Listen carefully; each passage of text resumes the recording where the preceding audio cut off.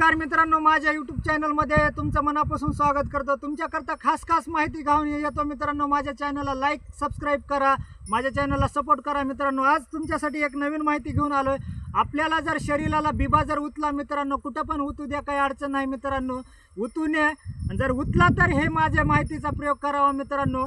तर आपल्याला जर शरीराला बिबा उतला मित्रांनो, काळा बिबा फोडल्यावर त्याचा तेल जर लागलं तर मित्रांनो दुःख होतं मित्रांनो। ही प्रत्येक जणाला माहीत असतं, पण त्याच्यावर रामबाण उपाय माहीत नसतं। ही रामबाण उपाय आहे मित्रांनो। कारण तर ही जी आहे पाला ती वरण्याचा आहे मित्रांनो, आणि ही अतिशय लाभदायक आहे मित्रांनो। ही पाला घ्यायचा मित्रांनो, ज्या ठिकाणी आपल्याला दुःख व्हालंय त्या ठिकाणी चोळायचा मित्रांनो, आणि चोळून असा ह्याचा रस काढायचा मित्रांनो। पाहू शकता तुम्ही, असा चोळला की मित्रांनो ज्या ठिकाणी आपल्याला लागलेला म्हणजे बिबा उतलेला आहे मित्रांनो, त्या ठिकाणी आपण लावून घ्यायचा मित्रांनो। हो का, पाहू शकता ही असा रस निघतो ह्याच्यामध्ये, आणि ही ज्या ठिकाणी लावलंय त्या ठिकाणी लावून घ्यायचा। तर पाहू शकता मित्रांनो, हो का, ही रस जी आहे असाच लावला तर मित्रांनो आपला बिबा कमी होऊन जातो। आणि माहिती देण्याचं कारण असं आहे मित्रांनो, ह्या रसामुळं दुःख एकतर चिघळत नाही मित्रांनो, बिब्याचं दुःख एक डेंजर असतं मित्रांनो। कारण तर इथं जर झालं तर पूर्ण हाताला होऊ शकतं मित्रांनो, दुसरीकडे कुठं बी झालं तर दुःख मोठं होतं मित्रांनो। ह्या रसामुळं दुःख मोठं होत नाही मित्रांनो,